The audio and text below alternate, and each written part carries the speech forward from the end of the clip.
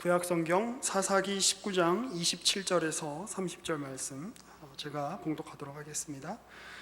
그의 주인이 일찍이 일어나 집문을 열고 떠나고자 하더니 그 여인이 집문에 엎드러져 있고 그의 두 손이 문지방에 있는 것을 보고 그에게 이르되 일어나라 우리가 떠나가자 하나 아무 대답이 없는지라. 이에 그의 시체를 나귀에 싣고 행하여 자기 곳에 돌아가서 그 집에 이르러서는 칼을 가지고 자기 첩의 시체를 거두어 그 마디를 찍어 12덩이에 나누고 그것을 이스라엘 사방에 두루 보내매 그것을 보는 자가 다 이르되 이스라엘 자손이 애굽 땅에서 올라온 날부터 오늘까지 이런 일은 일어나지도 아니하였고 보지도 못하였도다. 이 일을 생각하고 상의하노래 말하자 하니라. 아멘. 이제 오늘 우리가 이렇게 다루고자 하는 사사기 19장의 내용, 그리고 이제 19장에 일어난 사건의 기원에서 이제 벌어지게 되는 20장과 21장의 내용은 사실 굉장히 끔찍한 내용으로 이렇게 담겨져 있습니다. 왜 성경에 이런 내용이 있을까 이렇게 싶을 정도로 이 19장의 내용은 그렇습니다. 19장 1절을 한번 보실까요? 다시 한번 이제 이 후렴구처럼 이렇게 들려오죠. 그때 이스라엘의 왕이 없을 때에 18장 1절에서 들렸던 어떤 그 이야기가 19장 1절에서도 또 이렇게 후렴처럼 우리에게 반복구처럼 우리에게 이렇게 들려지고 있습니다. 지금 일어나고 있는 이 비극의 이 테마, 지금 일어나고 있는 이 암울한 현실은 이스라엘의 왕이 없었기 때문에 이루어진 일이다. 여기서 물론 왕은 어떤 이 당시 사사라고 하는 지도자들이 있었기 때문에 단지 어떤 인간 지도자 혹은 그 다윗 왕조를 이렇게 옹호하기 위한, 역사적으로 다윗 왕조가 일어설 수밖에 없다라고 하는 것을 이렇게 옹호하기 위한 어떤 그 역사가의 어떤 기술이라기보다는 이스라엘의 참 왕이신 하나님의 통치와 하나님의 다스림이 제대로 실현되지 않은 상황이다. 그때의 시절을 이렇게 보여주고 있는 것입니다. 근데 오늘 내용은 참 제가 일주일 동안 설교 준비하면서 참 이렇게 고민이 많이 됐었습니다. 이걸 어떻게 이걸 얘기를 해야 되나. 그래서 지금 이렇게 설교 들으시는 분 중에 29세 미만은 나가세요 이렇게 이야기하고 그리고 이렇게 전달을 해야 되나. 굉장히 좀 끔찍한 내용들이 많이 있죠. 한번 살펴보겠습니다. 19장 1절 이제 하반절에 보면 어떤 레위 사람이 유다 베들레헴에서 첩을 맞이합니다. 물론 이 당시에는 이제 그 첩을 그러니까 이렇게 아내가 있고 둘째 아내도 있고 셋째 아내부터 이렇게 첩으로 불렸던 것 같아요. 근데 이제 이 정도까지는 이렇게 어느 정도 이제 용인되는 어떤 게 사회적인 분위기였다고 합니다. 그때 당시에는 이렇게 좋았을까요? 형제님들 좋았을까요? 이렇게 됐으면. 근데 어찌됐건 좀 이상하죠. 레위인은 그 하나님의 말씀을 증거하는 사람들이고 이스라엘 각 지파들이 지파들 옆에 붙어서 이들이 율법을 잘 지키도록 돕는 역할을 하는 사람들인데 이제 그 첩을 맞이했다. 이것부터 좀 이상한데 2절을 보면 그 첩이 행음하고 남편을 떠나. 물론 이제 이 행음했다는 말이 번역에 따라서는 이 첩가 화를 크게 내고라고도 그렇게 번역을 할 수 있다고 합니다. 그러니까 아마 뭐 이제 이 레위 사람과 어떤 뭐 이렇게 연인 간에 어떤 부부 간에 싸움을 했는지 아니면 이렇게 양쪽 중에 한 명이 아주 중대한 실수를 저질렀던지 뭐 바람을 폈다든지 아니면 뭐 이렇게 하지 말아야 될 어떤 행동들을 해서 이렇게 화가 이제 크게 나서 이제 자기 고향인 유다 베들레헴으로 이렇게 돌아간 거죠. 그리고 이 남편은 이제 나중에 뒷부분에 보면 이제 에브라임 사람이다라고 하는 걸 알 수가 있죠. 그런데 이제 거기 넉 달 동안 이제 거기서 지내니까 3절에 보니까 그의 남편이 그 여자에게 다정하게 말하고 그를 데려오고자 하여 하인 한 사람과 나귀 2마리를 데리고 그에게로 갑니다.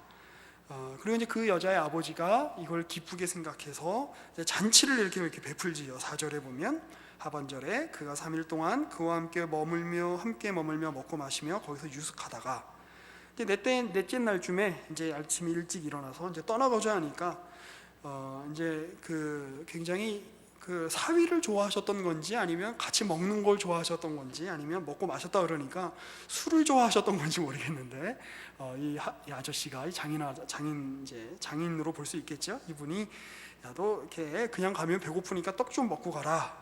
그래서 이렇게 떡을 먹으니까 이제 6절에 보니까 두 사람이 앉아서 함께 먹고 마시매, 술을 좀 먹었던 것 같아요, 같이. 그 여자의 아버지가 그 사람에게 이르되 청하노니 이 밤을 여기서 유숙하여 그대의 마음을 즐겁게 하라. 그러니까 밤이 될 때까지, 거의 밤이 될 때까지 같이 이렇게 먹고 마신 거예요. 그러니까 이제 굉장히 그런 먹고 마시는 자리를 좋아했던 어떤 그런 사람 좋은 사람들일까요? 하여튼 약간 그런, 이제 동네에 보면 이렇게 먹고 마시는 거 좋아하는 그 아저씨들, 할아버지들 계시잖아요. 약간 저는 그런 그림이 그려지는데, 그래서 이제 7절에 그 사람이 일어나서 가고자 하되 그의 장인의 간청으로 거기 다시 유숙해요. 그래서 그냥 이렇게 원래 갔어야 되는데 못 가고, 아유, 장인 어른이 또 그렇게 얘기하시니까 제가 여기서 또 하룻밤만 더 자지요. 8절에 보니까 다섯째 날 아침에 일찍이 떠나고자 하니까 이 장인이 선수예요, 보니까. 그죠? 그대의 기력을 돋우고 해가 기울도록 머물라 하므로 지금 해가 뜨거우니까 뜨거울 때 가지 말고 좀 먹어라. 그래서 이제 9절에 또 이제 하반절에 보니까 이제 날이 저물어 가니 청하건대 이 밤도 유숙하라. 보라, 해가 기울었느니라. 그대는 여기서 유숙하여 그대의 마음을 즐겁게 하고 내일 일찍이 그대의 길을 가서 그대의 집으로 돌아가라 하니. 10절에 그 사람이 다시 밤을 지내고자 하지 아니하여 일어나서 떠나 여부스 맞은편에 이르는. 근데 이제 레위인은 더 이상 내가 여기서 머물면 안 되겠다는 생각이 그때 문득 들었던 것 같아요. 그래서 이제 어떤 분들은 이게 지금 이제 다섯째 날이니까 사실 그 이제 안식일을 레위인들을 잘 지켜야 되니까 이제 갑자기 이제 그 생각이 나서 일주일 동안 탱자 놀다가 내가 그래도 안식일을 지켜야지, 그리고 이제 빨리 생각이 나갖고 갑자기 출발하게 된 거다라고 이렇게 해석하시는 분들도 있는데, 뭐 제가 생각하기는 어차피 이 시대에는 그런 하나님의 율법을 별로 레위인이라고 해서 이렇게 중시하는 것처럼 보이지는 않거든요. 아무튼 어찌 됐건 이제 뭐 무슨 생각이 들었건 레위인이 내가 빨리 이제 돌아가야겠다. 해가 다 질 무렵에 이제 길을 이제 급하게 떠납니다. 그 전까지는 분위기가 좋았습니다. 함께 같이 먹고 마시고 장인하고 회포를 풀고 거의 뭐 일주일 가깝게 먹고 마시면서 얼마나 즐거웠겠어요. 자, 그런데 이제 이때부터 이제 비극이 시작이 됩니다. 여부스라고 하는 곳을 갔는데, 여부스는 이제 예루살렘의 옛날 이름입니다. 자, 그런데 그곳은 아직 다윗 때에 회복이 되기 전까지는 그곳은 이제 그 이방인들이 살던 도시였어요. 그래서 이제 해가 져서 이렇게 어딘가 유숙을 해야 되는데 내가 이방인의 도시에는 유숙을 할 수 없다 그래서 여부스 근처에 있는 어느 도시를 가죠? 그렇죠. 12절에 보면 주인이 그에게 이르되 우리가 돌이켜 이스라엘 자손에게 속하지 아니한 이방 사람의 성읍으로 우리가 어떻게 들어가겠느냐. 그래도 우리는 이스라엘 사람인데 그래서 기부하러 가자. 그래서 그 근처에 있던 기부하러 가는데, 이 기부하러 가는 도시는 베들레헴하고 굉장히 가까운 도시라고 합니다. 그래서 이제 14절에 보니까 그 기부하는 베냐민 지파, 우리의 형제 지파, 나는 레위 지파, 기부하는 베냐민 지파들이 속한 땅이에요. 그래서 우리 형제 지파가 속한 땅이니까 우리가 좀 도움을 받을 수 있겠지. 특별히 율법에 의하면 나그네를 잘 대접하고 또 이렇게 같은 형제잖아요. 그러니까 잘 대하라는 그 율법 규정이 있으니까 잘 대해주겠지 했는데 예상은 빗나갔습니다. 15절에 기부하에 가서 유숙하려고 그리로 돌아 들어가서 성읍 넓은 거리에 앉아 있으나 그를 집으로 영접하여 유숙하게 하는 사람이 없었습니다. 그냥 이제 어떻게 해야 되나. 그래서 레위인하고 첩하고 하인 한 명하고 나귀 2마리하고 이렇게 멀뚱하니 있는 거예요. 그런데 이제 어떤 노인이 16절부터 이렇게 보면 이제 밭에서 일하다가 돌아오는데 외지인인 것 같은데 지금 해는 다 져가는데 이제 어떻게 해야 할지를 모르고 이렇게 길거리 한복판에 서 있으니까 이제 물어보는 거죠.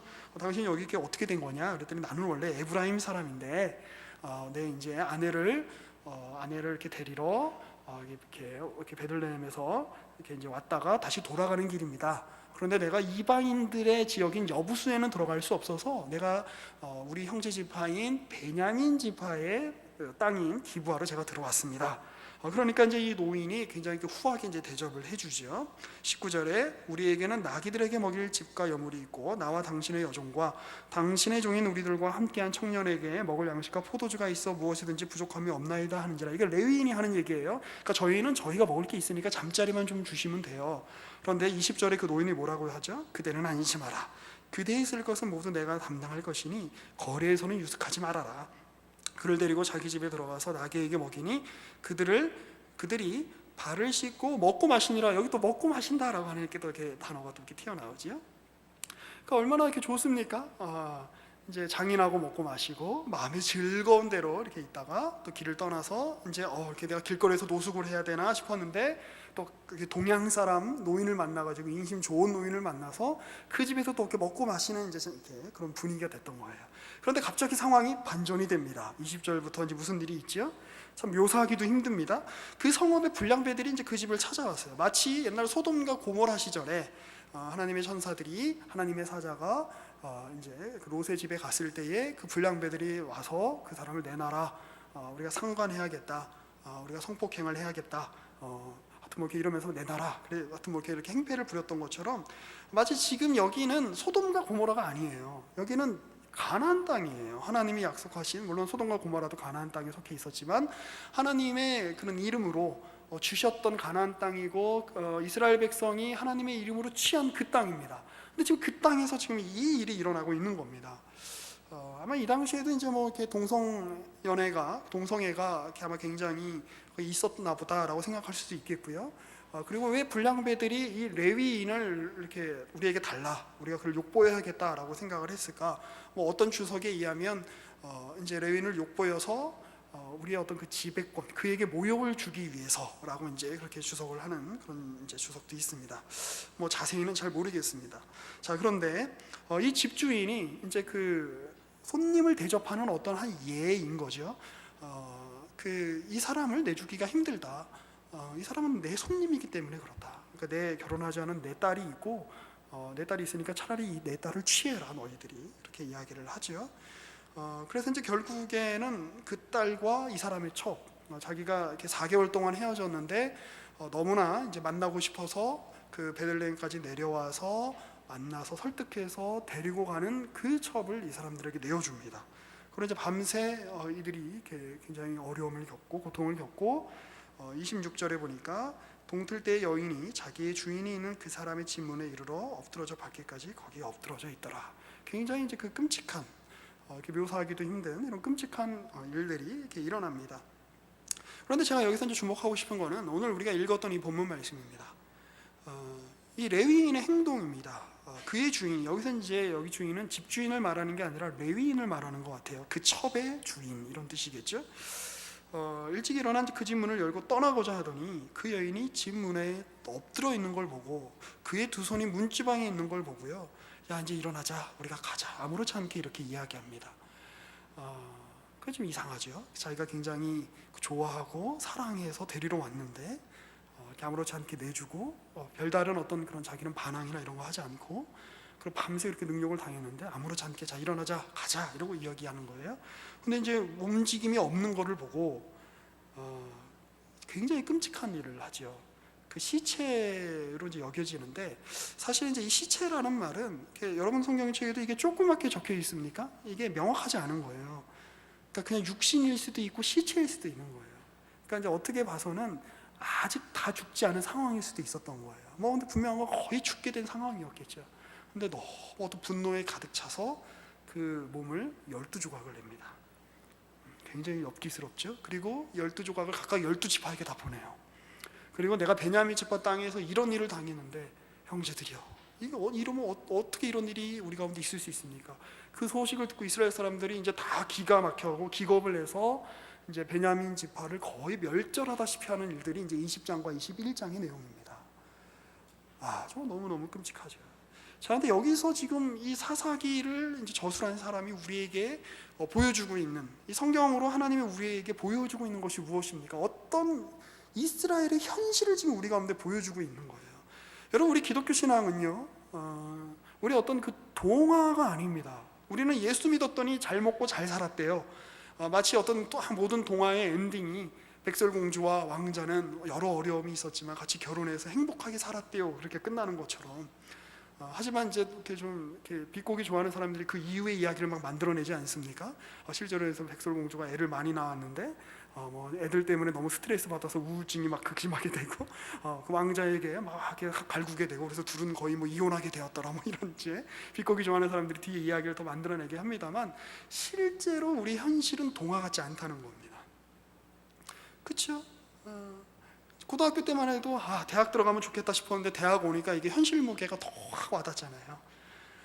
취직하기 전에는 야, 내가 정말 취직만 하면 내가 열심히 일할 수 있겠는데 싶었는데 막상 취직하고 나면 더 현실이 확 와닿는 거 아닙니까? 저는 오랫동안 꿈꿨던 게요, 작년에 다 이루어졌습니다. 그래서 약간 올해 초에 약간 좀 허무했어요. 내가 이제 더 뭘 이뤄야 되나. 이게 뭐였냐면 이제 결혼하는 것과 결혼해서 아이를 가지는 것과 목사가 되는 것이었습니다. 둘 다 됐어요. 되고 나니까 뭔가 많이 이루었다 이런 생각보다는 이게 현실이 이제 더 크게 다가옵니다. 아이가 없을 때보다 있을 때 훨씬 더 현실의 무게가 이렇게 만만치가 않아요. 그 현실은 절대로 동화 같지 않다는 겁니다. 그리고 실제로 우리가 매일 뉴스에서 접하는 사건들을 보십시오. 얼마나 끔찍한 사건들이 있습니까? 어떻게 사람이 이런 일이 있을 수 있는가? 어떻게 정말 저 사람이 사람이라면 어떻게 그런 죄를 저지를 수 있겠는가 싶은 일들이 매일매일 신문과 인터넷과 어떤 그 TV 뉴스를 통해서 우리에게 이렇게 막 들려오고 있지 않습니까? 실제로 우리 주변에도 보면 어떻게 이런 일들이 일어날 수 있겠는가 하는 일들이 종종 일어나잖아요. 자, 성경은 그냥 우리의 현실의 어떤 무게, 우리의 현실의 어떤 비극, 우리의 현실의 어떤 그 처참함을 그냥 좋은 이야기, 예수님이 우리를 사랑하셔 라고 하는 그러한 그 예쁜 이야기로 딱 봉합한 다음에 어떤 그 마치 그 마약 중독에 걸린 사람들이, 알코올 중독에 걸린 사람들이 자기가 중독에 걸린 어떤 그 물질들을 흡입함으로써 현실을 도피하는 것처럼 기독교 신앙은 그렇게 도피하는 것이 아닙니다. 만약에 기독교 신앙이 그런 것이었다면 니체가 비판한 비판이 맞을 거예요. 니체는 약자의 이게 어떻게 보면 더 손을 들어주는 어떤 그런 기독교 신앙에 대해서 굉장히 비판했던 사람이잖아요. 우리는 그런 것이 아닙니다. 성경을 곰곰이 읽어보면 어떻게 이런 일이 있을 수 있는가? 창세기에도 그런 일들이 이렇게 굉장히 많이 일어나죠. 또 이렇게 중간중간 이스라엘의 역사를 이렇게 보면 정말 끔찍하고 엽기스럽고 정말 이렇게 아이들에게는 보여주면 안 될 이야기들이 있습니다. 그런데 그게 하나님의 말씀으로 지금 우리 가운데 전달되어지고 있습니다. 자, 그러면 이것은 이런 겁니다. 우리는 성경에 나타나는 어떤 인물들의 그들이 하나님께서 그들에게 행하시는 어떤 놀랍고 은혜로운 일들을 통해서도 우리는 어떤 하나님의 계시의 궁극적인 완성인 예수를 볼 수가 있습니다. 저는 그 대표적인 사건 중에 하나가 바로 아브라함이 이삭을 바치러 모리아산에 올라간 사건이라고 생각합니다. 정말 그 어떤 그 말도 안 되는 어떤 그 하나님의 명령 앞에서 자기의 어떤 이성, 자기의 합리성, 자기의 어떤 경험, 자기의 어떤 그 본능 이런 것들을 뛰어넘어서 하나님 앞에 신앙적인 결단을 하는 그 아브라함의 모습, 그리고 어떤 그 이삭의 모습, 어떤 그 그림이 보여주고 있는 그런 앞으로 오실 이에 대한 어떤 비전, 이런 것들을 이렇게 보면 마치 예수님이라고 하는 한 정점이 있다면 이 계시의 말씀은 이렇게 중간에 조그만 봉우리들이 있는 거죠. 봉우리들이 조그만 언덕들이 있고 최종적으로 맨 끝에 봉우리에 예수가 계시는 건데, 이 봉우리의 끝에 올라갈 때에 우리는 잠깐 이 최종적인 이 고지 예수를 잠깐 보는 것이죠. 예수님이 이런 분이시구나, 하나님이 이런 분을 통해서 하나님이 이렇게 우리 가운데 역사하시겠구나 라고 하는 어떤 우리가 그 영감을 그런 이제 부분에서 얻습니다. 그러나 어떤 언덕, 어떤 봉우리, 그 꼭대기에 올라갈 때뿐만이 아니라 봉우리가 있으면 골짜기도 있죠. 골짜기의 그 심연, 그 골짜기의 어떤 그 깊은 곳으로 내려갈 때도 우리는 어떤 이 산, 이 최종적인 봉우리의 그 크기를 짐작할 수 있다는 것입니다. 골짜기가 왜 이리 깊은가? 왜 이렇게 그늘이 깊은가? 왜 이렇게 흑암이 깊은가? 왜 이 산은 왜 이렇게 깊이 내려가는가? 정상은 분명히 저 위에일 텐데 거기로 가는 길은 왜 이렇게 깊은가? 그만큼 이 산이 얼마나 크고 그만큼 이 산의 어떤 우리가 가려고 하는, 우리가 속한 이 고원의 크기가 얼마나 큰가 라고 하는 것을 경험할 수 있는 것입니다. 오늘 사사이가 보여주는 것은 그런 것일 겁니다. 그러면 그 골짜기의 그 10년, 그 밑바닥의 그 10년의 주된 내용은 무엇입니까? 이스라엘이 언약 백성으로 부르심을 받았지만 사사를 보내주시고 또 하나님이 계속해서 개입을 하시지만 그들의 삶은 지금 하나님의 말씀이 지배를 하고 있는 것이 아니라 자기들이 자기 소견에 오른 대로 자율에 맡겨진 삶이다라고 하는 것입니다. 실제로 우리 21세기, 20세기, 21세기를 살면서 제일 중요하게 떠오르는 말이 바로 자율이라는 말일 것입니다. 그 이전에는 종교에 얽매여서 사람들이 살았다면 그리고 그 이후에는 국가에 얽매여서 사람들이 살았다면, 혹은 다른 어떤 여러 가지 이데올로기에 얽매여 사람들이 살았다면, 이제는 그 어떤 것에도 얽매이지 말고 네가 원하는 대로 살아라, 네가 좋은 대로 살아라, 너의 뜻대로 살아라. 그것이 너의 인생을 값지게 사는 비결이다. 종교에 얽매이지 말고, 어떤 다른 것에 얽매이지 말고, 가족에게 얽매이지 말고, 전통에게 얽매이지 말고 네가 원하는 대로 살아라 라고 했을 때 과연 어떤 일이 근데 이루어지는가 라고 하는 것이 성경이 오늘 우리에게 보여주고 있는 내용입니다. 그때는 왕이 없었습니다. 그들을 다스리는 세력이 없었습니다. 그때에는 그들이 통제받는 그 어떤 것도 없었습니다. 비록 그들이 모세를 통해서 율법을 받았지만 그들은 율법의 지배를 받는 사람들이 아니라 자기 욕망의 지배를 받는 사람들이었습니다. 계속해서 이 비극적인 사건 앞에 그들이 먹고 마셨다라고 하는 이러한 그 단어들이 나오는 데에는 바로 그런 의미가 있다고 생각합니다. 그들은 자기의 삶을 자기들이 원하는 대로 향유했던 사람들입니다. 그들은 자기의 삶을 자기가 원하는 대로 마음껏 즐겼던 사람들입니다. 그랬더니 결과가 어땠다는 거예요? 그들이 그렇게 해서 살아보니 그들이 자기 인생을 자기가 이렇게 지배하고 자기 인생을 자기가 컨트롤할 수 있고, 어떤 공동체의 인생을 우리가 자유롭게 살면, 우리가 서로 원하는 대로 살면 우리가 어떤 이상적인 삶을 살 수 있을 거라고 생각했더니 결국에는 자율이 그들을 지배하는 것이 아니라 그들 각자의 어떤 프랑스 혁명에서 이야기하는 자유, 평등, 박애, 이러한 멋진 가치들이 그들을 지배하는 것이 아니라 실제로는 사망이 그들을 지배하더라라고 하는 것입니다. 실제로는 무시무시한 폭력이 그들을 지배하더라라고 하는 것입니다. 보십시오. 베냐민 지파, 이스라엘의 백성입니다. 그런데 그들이 자기 멋대로 살았더니 정말 소돔과 고모라에서 일어나는 듯한 일들이 일어나지 않습니까? 율법이랑은 전혀 상관없는 어떤 그런 일들을 이들이 범하잖아요. 무시무시한 일들을 범하잖아요. 현대인들이 이야기하기에도 끔찍한 어떤 범죄를 저지르지 않습니까? 죄가, 폭력이 그들을 지배하고 있는 거죠.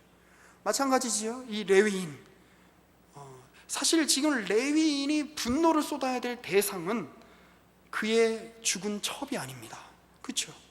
근데 자기가 지금 분노는 너무 큰 거예요. 나에게 이런 수치를 주다니, 나에게 이런 수욕을 주다니, 나에게 이런 대접을 하다니, 저 나쁜 새끼들 죽여버리겠어, 이라는 마음이 들었겠죠. 그런데 그 분노를 지금 누구에게 표현하고 있는 겁니까? 누구의 신체에 표현하고 있는 겁니까? 애꿎은 희생자에 불과한 그의 첩에게 그 분노를 표현하고 있는 겁니다. 자, 이스라엘에 왕이 없습니다. 나라는 엉망진창입니다. 하나님은 도대체 어디 계시는지 모르겠습니다. 이스라엘 백성들은 혼란스럽습니다. 그런데 어떤 사건이 뻥 하고 터진 거예요. 베냐민 지파, 얘네들이 끔찍한, 그 레위인에게 정말 끔찍한 일을 했다더라. 그래서 아주 화가 납니다. 어떻게 보면 그들의 화는, 우리가 다음 주에 살펴볼 내용이겠지만, 하나님을 향한 화였을 겁니다. 어떻게 보면 그들의 화는 나라가 왜 이 꼴이야 라고 하는 어떤 그러한 막연한 현실, 이겨낼 수 없는 현실에 대한 화였을 겁니다. 그런데 그 화를 어디에다가 푸는 겁니까? 베냐민 지파 전체에 풀어버리는 겁니다. 그래서 이 장면을 보면 그 사람들은 어떤 그 분노가 생길 때 이 분노를 어딘가 쏟아내지 않으면 이게 해결이 안 된다 그러잖아요, 상담하시는 분들에 의하면. 근데 어딘가에는 쏟아야 되는 거예요. 어딘가에는. 그런데 지금 그 대상에게는 지금 쏟을 수 있는 힘이 없는 거 아닙니까? 지금 레위인이 그 불량배들에게 쏟을 수 없으니까 그 분노를 지금 자기 첩에게, 자기의 통제권 안에 있는 자기 첩의 육신에, 시신에 지금 그 분노를 쏟아붓고 있는 겁니다. 그런데 곰곰이 생각해 보십시오. 첩은 왜 그렇게 능력을 당했을까요? 근데 이 와중에도 보면 사실 레위인이나 이 이후에 있는 이스라엘 지파나 이 죽은 여인에 대한 배려는 하나도 없습니다. 고려는 없습니다. 철저하게 지금 자기 분노에만 초점이 맞춰져 있습니다. 그런데 왜 첩은 그런 일을 당했을까요? 이유가 뭘까요? 가장 큰 이유가 뭘까요? 그들이 기부하러 들어갔기 때문에. 그러면 왜 그들은 기부하러 들어갔을까요? 예루살렘, 그러니까 여부스 성으로 들어갈 수 없었기 때문에. 그러면 이 원인은 여부스 성에 그 여부스 족속이 살고 있었던 것이 문제인 것입니까? 아니죠. 그러면 왜 그는 여부스 성에 들어가려고 했을까요? 날이 늦었기 때문에. 날은 왜 늦었죠? 장인어른이 그렇게 먹고 가라 그래가지고. 그러면 이 첩이 죽은 거는 그 첩의 아버지 때문에 그렇게 죽은 것입니까?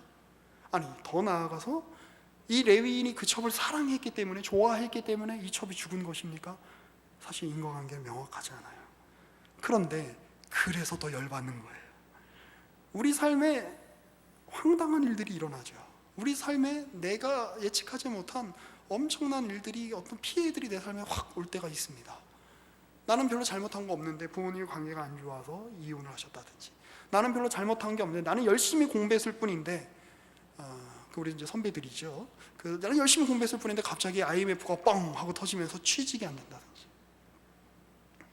나는 열심히 공부하고 취직도 준비하고 그래서 이렇게 열심히 해서 건설회사를 들어갔는데 갑자기 건설 경기가 안 좋아지면서 확 구조조정을 당했다든지. 그러면 우리는 분노는 남아요. 왜 이런 일이 나에게 이런 일이 일어나지? 왜 이런 일이, 왜 내 삶 가운데, 왜 옆에 사람은 괜찮은 것 같은데 왜 나에게만 이런 일이 일어나지? 이 분노를 어떻게든 풀어야는 될 것 같아요. 그런데 이 분노를 도대체 어디다 풀어야 될까요? 그래서 얼마 전에 그 여의도에서 칼부림이 일어난 사건이 있었죠. 이분이 이제 억울하게, 이 범인이 그분 생각하에는 억울하게 이제 회사에서 잘렸는데 이거를 풀 사람이 없으니까 회사 다닐 때에 자기 이제 그 동료였던, 상사였던 사람들에게 애꿎은 이제 칼부림을 했던 거죠. 그러나 원인을 따져보면 그 상사가 정말 잘못입니까? 정말 자른 사람은 그 사람도 아니잖아요. 그러면 경제가 이렇게 어렵게 만든 정치인들 잘못일까요? 경제인들 잘못일까요? 삶은 어떻게 보면 분명히 교통사고는 났는데 가해자는 없는 것 같은 그런 현실을 우리는 날마다 살 때가 있습니다. 자, 그런데 하나님이 안 계시고 하나님의 말씀에 붙잡히지 않은 사람들의 삶의 모습이, 그런 인생의 현실 속에서 뭐가 그들을 지배한다는 거예요? 분노가 지배한다는 거예요. 어딘가에는 분노를 쏟아야 되는 것이죠. 여러분들 오늘 어떤 마음으로 예배드리러 이렇게 오셨습니까? 이렇게 예배드리러 오시기 전에 여러분들 어떤 감정의 상태셨습니까? 이번 주에 어떤 일들이 있었습니까? 좋은 일이 있으셨던 분이야 좋은 마음으로 오셨겠습니다만, 예를 들어 어떤 분이 여자친구한테 차이고 이 자리에 왔다고 한번 해봅시다. 사랑하던 여자친구한테 차였어요. 그럼 딱 왔는데 모든 게 마음에 안 드는 거죠. 왜 오늘 왔는데 왜 청년 이브가 찬양 인도인 거야? 마음에 안 드는 거죠. 왜 옷을 이렇게 하얗게 입는 거야? 마음에 안 드는 거죠. 다 마음에 안 드는 거예요. 왜 오늘 설교하는데 왜 강선 목사님이나 서 목사님 설교 안 하시고 왜 윤 목사님이 설교하는 거야? 다 마음에 안 드는 거죠. 분노를 어딘가에는 쏟아내야 되는 거예요. 자, 근데 그런 삶은 어떤 삶이라고요? 하나님의 말씀이 지배하는 삶이 아니라 분노가 지배하는 삶. 우리가요, 하나님의 말씀에 붙잡히지 않으면, 우리가 하나님의 율법에 붙잡히지 않으면, 하나님의 그 은혜에 붙잡히지 않으면 우리가 자율적으로 사는 것처럼 보이지만, 우리가 굉장히 자유롭게 사는 것처럼 보이지만, 그래서 인간이 고상한 가치를 추구하면서 살 수 있는 것처럼 보이지만, 실상 인간은 그 분노를 조절하거나 그 분노를 어떻게 할 수 없을 만큼 굉장히 나약한 존재에 불과하다라고 하는 것입니다. 자, 그런데 이런 상황에서 우리가 봐야 하는 것이 있습니다. 우리의 어떤 그 행동들, 우리가 어떤 그 여러 가지 어떤 사고를 당하고 우리가 어떤 여러 가지 막막한 상황을 당했을 때 우리가 하는 그 행동들이 과연 무엇에 기반해서 행동을 하는가 살펴볼 여지가 있다는 겁니다. 자, 그런데 하나님의 말씀이 붙잡고 있는 사람들은, 이제 이건 반면 교사인 거죠. 오늘의 예는 어떻게 행동을 합니까? 요셉의 경우를 한번 떠올려 보세요. 굳이 성경을 안 찾아봐도 기억이 나잖아요. 요셉도 말도 안 되는 상황을 당합니다. 아니, 아버지가 날 사랑하는 게 나 때문이냐고. 그냥 아버지가 죽은 내 어머니에 대한 어떤 추억도 있겠고, 내가 그렇게 내가 이뻐 보이게 태어난 게 내 잘못이냐고. 그렇죠? 내가 형들보다 더 잘나게 태어난 게, 아버지 눈에 잘나게 보이는 게 내 잘못이냐고요. 그런데 그 형제들이 아버지에게서 이렇게 아버지가 편애한다는 사실을 이렇게 보고, 또 어머니가 다르다라고 하는 그 사실 때문에 그 갖는 어떤 그러한 그 분노와 이거를 누구에게 쏟아냅니까? 요셉에게 쏟아내죠. 애꿎은. 그래서 요셉은 이렇게 이제 애굽을 이렇게 팔려갑니다.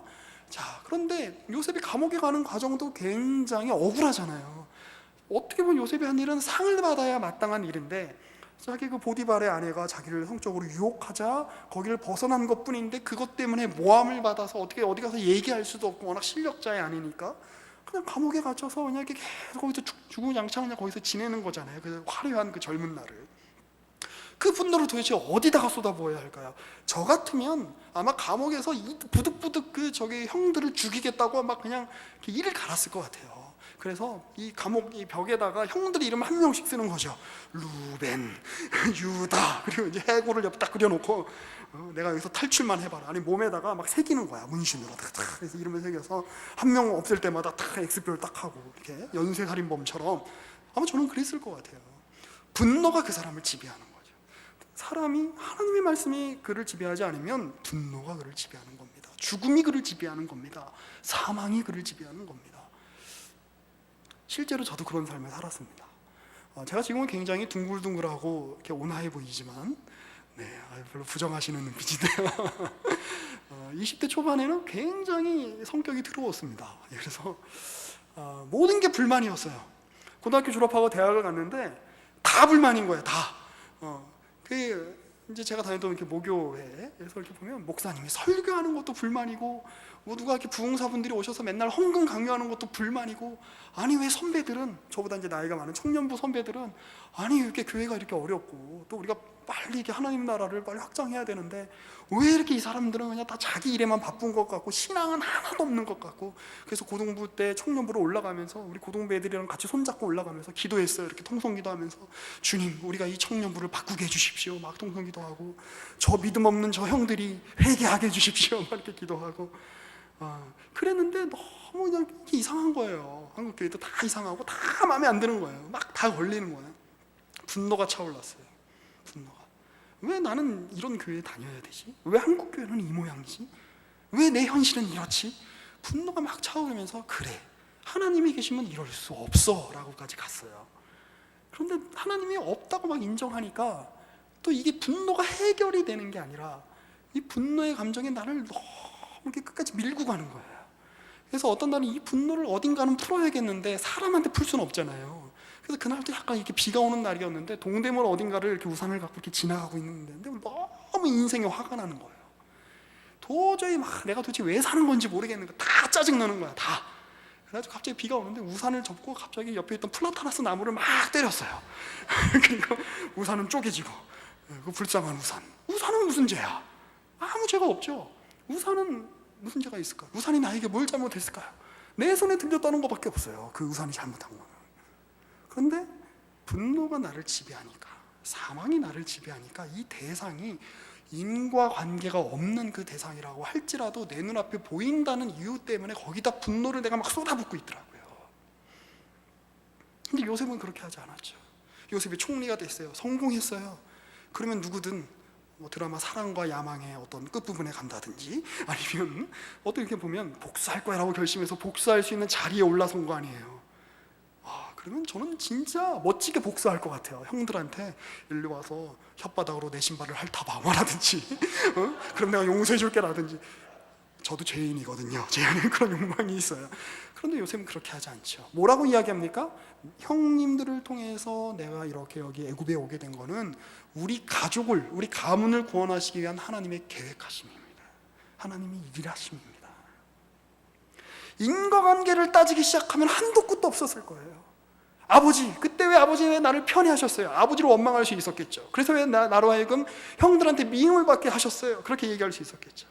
형, 큰형은 뭐 했던 거야? 둘째 형은 뭐 했던 거야? 왜 형들은 같은 뱃속에서 태어난, 같은 뱃속은 아니죠. 하여튼 같은 핏줄로 태어난 나를 어떻게 팔 수가 있어? 형들은 사람도 아니야. 가서 저희 가서 피라미드 짓는 데 가서 고생 좀 해. 뭐 이렇게 얘기할 수 있었겠죠. 그러나 그렇게 생각하잖아요. 뭡니까? 하나님의 말씀이 그를 붙잡았기 때문에 그는 인생에 대해서 다른 해석을 가질 수 있었다는 거죠.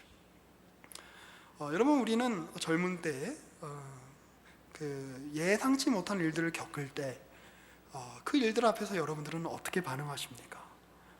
제가 그렇다고 해서 여러분들이 나이가 60이 넘으신 우리 박 목사님처럼 인생의 모든 걸 다 경험하고 지혜를 갖춰서 차분하게 모든 일에 대해라, 이런 걸 요구하는 거 아닙니다. 우리 자충우동을 해야 되죠. 그럴 수밖에 없죠. 그러나 그 근거에 어떤 분노가 치밀어 오고 어떤 화가 치밀어 올 때, 그리고 내가 어떤 그런 거에 반응해서 행동을 하게 될 때 누가 나를 지배하고 있는가, 무엇이 나를 지배하고 있는가 한번 떠올리시기 바랍니다. 왕이 없으므로 내 멋대로 내 소견에 오른 대로 행동하다가 분노가 나를 지배하는 선택을 하십니까? 아니면 하나님의 말씀이 여러분을 붙잡는 선택을 하십니까? 결국 레위인의 이 분노의 선택은 이스라엘 한 지파를 멸절 위기까지 가게 하는 어떤 동족 간의 비극으로 이렇게 막을 내립니다. 그리고 애꿎은 어떤 그 처녀들이 또, 그러니까 지금 여기서는 레위인의 첩 한 여자만 죽었을 뿐이지만 레위인의 이 분노의 행위를 통해서 수백 명의 여인들이 굉장히 어려운 삶을 살게 됩니다. 다음 주에 살펴보시면 알 거예요. 레위인은 그런 상황에서 자신의 어떤 분노로 자신의 인생에 어떤 씨앗을 심었던 것입니다. 자, 그런데 우리는 이 반대의 예를 한번 살펴보고 말씀을 마칠까 하는데요. 요한복음 12장 24절입니다. 잘 아는 우리가 구절인데요. 신약성경 167페이지 요한복음 12장 23절부터 한번 보겠습니다.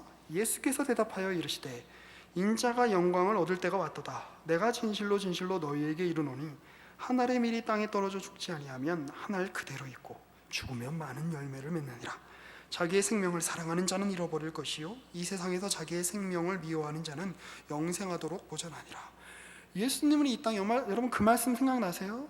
그 박 목사님이 말씀하실 때 예수님은 이 땅에 자살하러 오신 게 아니다. 죽음 가운데 자신을 내어 주러 오셨다. 예수님 또한 어떻게 보면 지금 레위인이 겪는 현실보다도 훨씬 더 억울한 현실 앞에 지금 계시는 겁니다. 의인이시고 유일한 이 세상의 의인이시고 신이신 예수님이 자신의 백성들의 오해받으시고 자신의 백성들에게 모욕당하시고 십자가에 죽으시는 것을 앞두고 있는 것입니다. 그런데 예수님은 그 상황에서 어떻게 하시죠? 겟세마네에서 그 고민하시는 그 예수님은 그 사망 가운데 자신을 내어주시고 그 사망의 현실 가운데 예수님이 자신의 생명으로 한 씨앗을 심으셔서 생명의 열매를 가지고 오십니다. 이 레위인의 행동과는 매우 반대되는 행동이다라고 할 수 있죠. 실제로 예수님께서 이 성찬을 제정하시는 장면이 마태복음, 마가복음, 누가복음, 이 공간복음서에 다 어느 맥락에서 나오냐면 예수님이 언제 성찬을 제정하시죠? 십자가에 돌아가시기 전날 밤에 제정하십니다. 그리고 요한복음에는 그 성찬 제정하시는 내용은 나오지 않지만 이 맥락을 보면 6장부터 이어지는 맥락을 보면 예수님 자신이 바로 떡이요 예수님 자신이 바로 포도주다라고 하는 것을 이렇게 우리는 그 맥락을 통해서 읽을 수 있습니다. 무슨 얘기입니까? 내가 너희에게 주는 이 떡은 내 몸이다. 내가 너희에게 주는 이 포도주는 내 피다. 내 죽음으로 너희에게 내어주겠다. 이 사망 가운데 내가 내어주겠다. 그러나 예수님은 무엇을 믿으시는 겁니까? 하나님은 그 사망조차도 생명으로 역전시키는 능력이 있으신 분이다라고 하는 것이죠. 요셉이 알았던 그 하나님, 아브라함이 봤던 그 하나님. 요셉과 아브라함은 지금 어떤 봉우리에서 그 하나님의 큰 일, 최종적인 큰 최종 정상을 보고 있는 거죠. 그러나 우리는 지금 여기서 그 어떤 봉우리가 아닌 골짜기의 깊은 곳에서도 역시 하나님께서 최종적으로 가져오시는 그 봉우리가 그 크기가 얼마나 크다라고 하는 것을 이 죄악의 10년을 품고 계시는 하나님의 역사를 통해서 우리는 보고 있는 것입니다. 레위인은 자기의 분노로 자기 앞에 있는 어떤 비극에 대해서 자기 현실에 대해서 분노의 씨앗을 심었습니다. 그러나 예수님은 그곳에 자기 자신을 그 분노의 현장 가운데 내어주심으로 생명의 씨앗을 심으셨고 그 예수님이 심으신 씨앗은 많은 부활의 열매로 성도들의 구원이라는 열매로 맺혀지게 되었습니다. 그래서 우리는 그 사람이 어떤 행동을 하느냐, 그 사람이 어떤 일을 하느냐, 그 순간에는 그 일의 판단을 할 수 없지만 그 일의 결과와 열매를 보면 우리는 알 수 있는 겁니다. 여러분, 오늘 우리도 레위인과 같은 현실을 맞을 때가 있습니다. 요셉과 같이 억울한 현실을 맞을 때가 있습니다. 그럴 때 여러분은 어떤 사람처럼 행동하시겠습니까? 그때 왕이 없어서, 말씀이 없어서, 하나님을 왕으로 여기지 않아서 자기 소견에 오른 대로 행동하고, 그럼으로써 실제로는 자기가 아닌 그 안에 있는 분노가, 그 안에 있는 죄와 사망의 권세가 자기를 지배하게 했던 레위인처럼 행동하시겠습니까? 아니면 요셉처럼, 아브라함처럼, 예수님처럼 그 걸었던 그 영예로운 길을 걸으시겠습니까? 오늘도 우리에게 다가오는 이 분노할 수밖에 없는 이 현실 속에서 예수의 길을 걸으시는 저와 여러분 되시기를 주의 이름으로 축복합니다. 기도하겠습니다. 살아계신 하나님, 우리의 현실은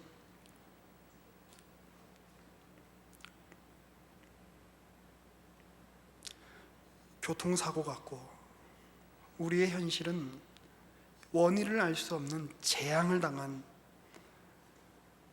그래서 피 흘림과 흐느낌과 비명은 있지만 그러한 현실을 가져온 것이 무엇인가를 우리가 알 수 없는 애매모호한 그러한 현실을 살아갈 때가 너무나도 많이 있습니다.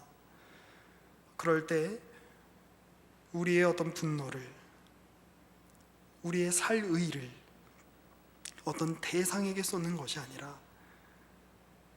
예수가 걸으셨던 것처럼, 또 주께서 허락하신 그 길을 걸었던 많은 믿음의 선배들이 그 길을 그렇게 걸어갔던 것처럼 끌어안고 감수하고 생명으로 내어놓는 그 결과의 그 길을 가는, 그래서 예수의 길을 쫓아가는 우리 모두가 될 수 있도록 은혜 내려 주시옵소서.